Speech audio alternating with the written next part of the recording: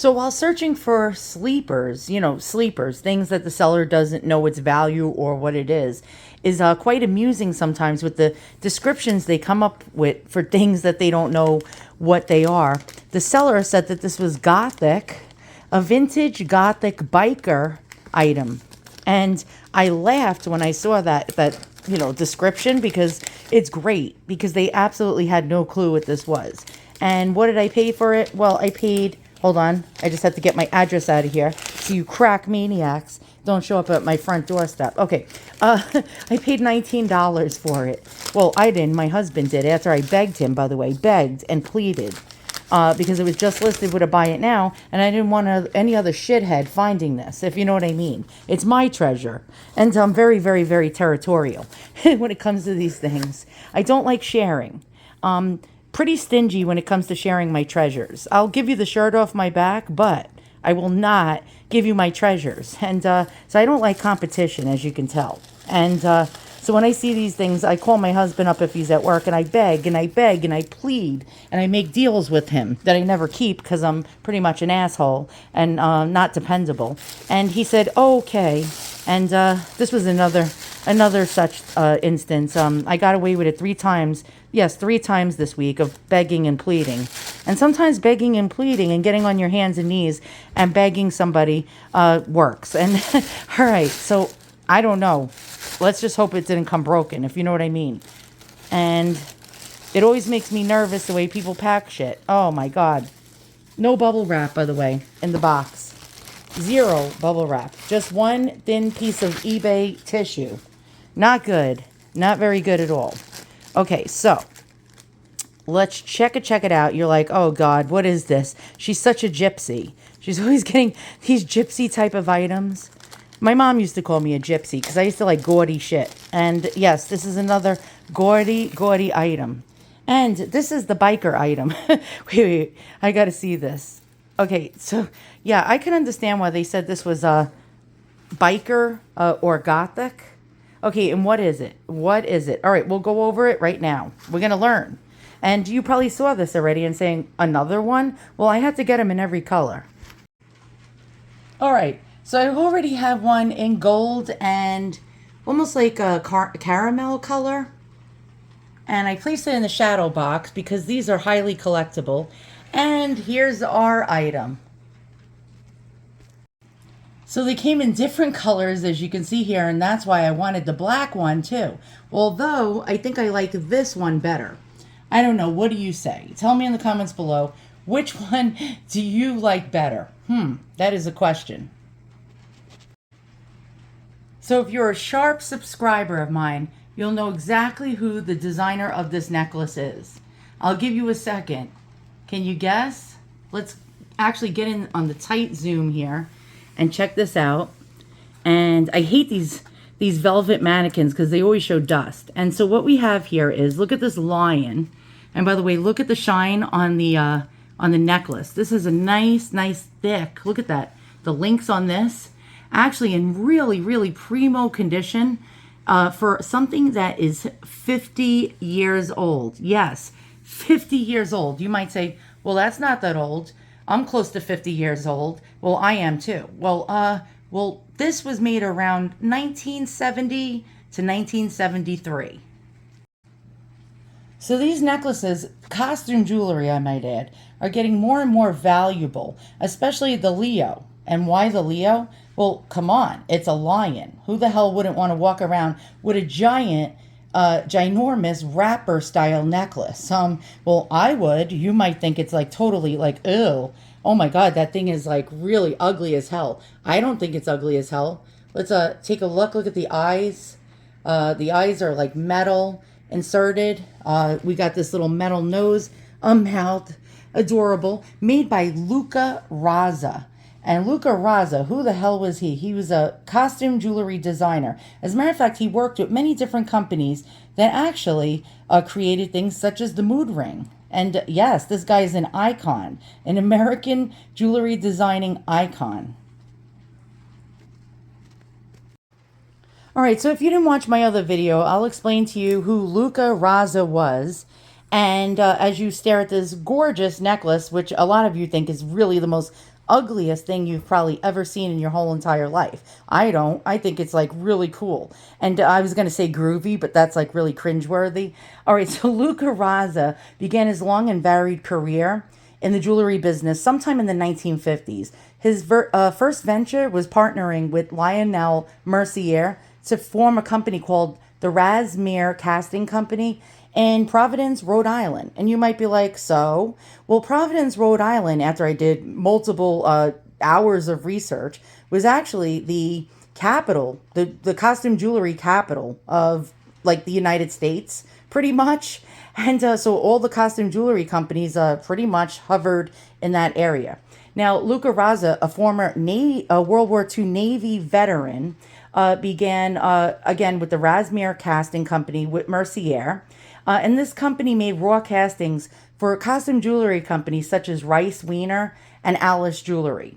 And Alice Jewelry, if you actually look back and go into the archives and history, was actually responsible for the mood rings that we saw in the 1970s. Yes, the mood rings. Also, believe it or not, they came up, I think, in the 90s with a special iconic necklace that you can actually blow bubbles. It had soap inside of the pendant, and you can blow bubbles. It was, like became a hit at Neiman Marcus, Macy's, all those highfalutin stores, and they sold millions of bubble necklaces. Like, yeah, basically bubble necklaces, which is crazy. So you can blow bubbles from your necklace. All right, so now this company, Rasmere, actually also made stuff for Alice Jewelry, other costume jewelry companies, and was also associated with the mail order company by the name of Lillian Vernon. Remember that? I used to get those stupid catalogs all the time when I was a kid. Now, in 1958, Raza, or Luca Raza, went on to form another company with Stanley Conheim called the Ronnie Jewelry Company. The Certified Corporation bought Ronnie Jewelry Company in 1968. Certified also owned Whiting and Davis, who was also another well-known costume, jewelry, and purse designer and maker. And they also bought Da Vinci around that time. Conheim died in 1969. And Raza remained with Certified until 1975. Now, these zodiac necklaces, he made a different animal and symbol for each month out of the year. This is the most popular. The Leo is the most sought after. He had Scorpio, Aquarius, Sagittarius, Aries, Taurus, Gemini, you name it, Capricorn. He made them. And these, though, are in high demand. The lion. Why? Because the lion is the most beautiful symbol of all.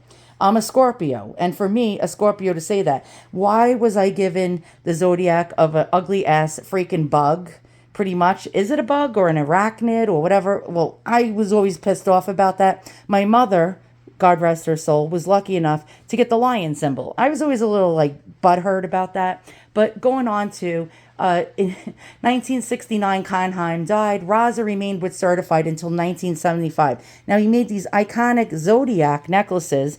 By the way, around, they say between 1968 and around 1973-ish, right around there. He was actually with Certified until 1975, was still in business in the 1990s, and he formed Plaza Jewelry in North Kingston, Rhode Island. As the designer, Raza's name appeared on many of the jewelry items produced by many different costume jewelry companies in which he was associated. You will see some pieces marked and some pieces unmarked. His earlier pieces were actually unmarked, like this one, for example. During around the mid-70s, late 70s, you would see the name L. Raza as a marking. And then towards the late 70s and on, you would just see the word Raza. And so this is an earlier version of his zodiac necklace, which I'm really proud that I was able to find. Now, the Certified Corporation in around 1970, that he worked with and partnered with, that's when it came about with the most iconic of all of the jewelry he made, which are the large animal head pendants and zodiac pieces that many collectors associate with his name today. Now, these are not cheap. On eBay, you can actually get away with finding these for about $80 in good condition. But if you go on sites such as Ruby Lane, Poshmark, Mercari, and things such as Etsy, you will have to pay between $299 to $450 for an iconic zodiac necklace, especially the Leo the Lion. I'll show you some other things. We'll find out some more interesting information and why I was so lucky to get this for 19 bucks after begging and pleading on my hands and knees with my husband. So here's Luca, by the way, a World War II Navy veteran, God bless his soul. July 26, 1926, he just died recently at 94 in 2021. And so he actually came up with many, many, many inventions, which is really cool. So here's one, in 1999, the guy was so elderly and so old. So he came up with this like yo-yo necklace or some kind of like contraption. It was, let's check it out. What was it even called? It was a convertible jewelry article. It says convertible jewelry article. And it's constructed, it's a necklace. So it's actually converted between a necklace and a yo-yo or vice versa. And so like, look, you put your finger on there and your necklace pendant becomes a yo-yo. I mean, that is absolutely amazing. So websites such as First Dibs, which cater to the rich and famous, will sell a necklace like this for $450. And here we go with an unsigned Luca Raza lion. And just like mine. And not all of them were signed, as I'm finding out. Now, I did some research to make sure that there wasn't counterfeits. Turns out it's the same exact mold. I checked side-by-side comparison, the same grooves and the same spots and the same designs between the unsigned ones and the signed ones. Identical. And so there was no counterfeits from what I know.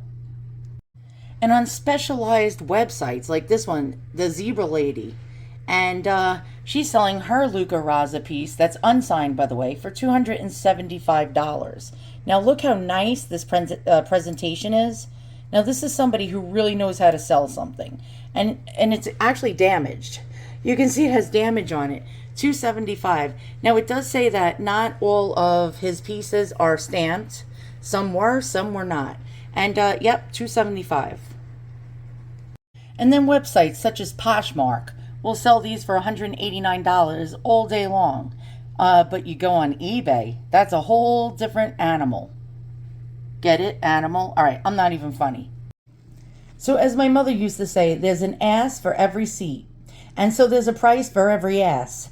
And so, for example, whereas I will never pay retail unless I'm absolutely, I don't know, flushed with cash, which I never am, people will sell these all day long on eBay and one in shitty condition. Like, look at how shiny the chain is on this. Yeah, somebody will sell one that's in shitty condition, all blackened and tarnished, and the metal, like the patina, ate away through the metal, and the metal is actually, now you see the base metal underneath it. This one is actually in really, I'd say, very good plus condition. Not actually showroom condition, but shiny enough. But like I said, they will sell them for a shitty condition one or, fair or good condition one between $50 and $80. Now, one that is actually really in good shape like this on eBay will get between $100 and $140. Yeah. But then when you go to First Dibs, and I call it First Fibs, by the way, it's for the rich. And it's for people like us, no, we can't buy things from First Fibs. And I mean First Dibs. But people do pay the prices. I've seen them with the solds in the upper 400 price range. Yeah, on First Dibs, Raza pieces. And but on eBay, no. And why? Because people will find these in thrift shops for maybe $10. And they don't give a shit about bringing the value down of collectibles and what have you. They'll just want to flip it really fast, so they'll put it on for $80 or $100 because they're making profit all day long. They're not going to sit, like, for example, me. If I had an Etsy shop still, which I don't, I quit selling. Basically, I would not sell this necklace for less than, I'm going to go with at least $350 to $400. I would not actually let this out of my sight for less than that price. Would it sell? Yes, it would. because I had the Beverly Hills customers all day long, the rich, the wealthy, and celebrity customers who would actually buy my shit. If my item was worth $500, I would put a price tag on my item for $700. It might sit for 6 months, it might sit for 8 months, but it would sell. It would sell every time. And the funny part, Beverly Hills addresses every single time. They don't give a shit. They got plenty of money to waste. And so there you go. So the eBay sellers, some of them will bring the value of collectibles down. But there are, if you're a seller, what's a great thing is specialized. Go on a specialized site. Don't sell these things on eBay, because these things will actually be harder to sell for the higher values. Go on a more specialized site like Ruby Lane to sell your things, Etsy to sell your things, First Fibs, Mercari, Poshmark, because now you're getting more posh customers. Not like me, a bargain hunter. And I admit, I'm one of the bargain hunters. I am not going to pay, you know what I mean, big bucks for these things. So yeah, pretty much, if you're looking to flip and make bigger profits, eBay is not the place to be. The whole entire thing is just diluted with so many people that get shit at thrift stores or garage sales or tag sales for so cheap, for pennies on the dollar. They don't give a shit. As long as they make their $20 profit, they'll just like actually devalue things. So yeah, that's actually, and also never, if you're trying to get a price comparison for what your item is worth to resell, never ever ever look at eBay prices. Because why? And I'll tell you why. Because like I said, things that are poorly listed, sometimes, for example, like this, right? This Raza piece would have looked, you would have found this in the sold for $19. And then you're going to be like, oh, this is only worth $19. And then so you're going to price your piece at like $19 or maybe less than $19. And then the value of the item comes straight down. So eBay is not a good place to look for prices because there's a lot of sleepers. People get things, great scores for really cheap.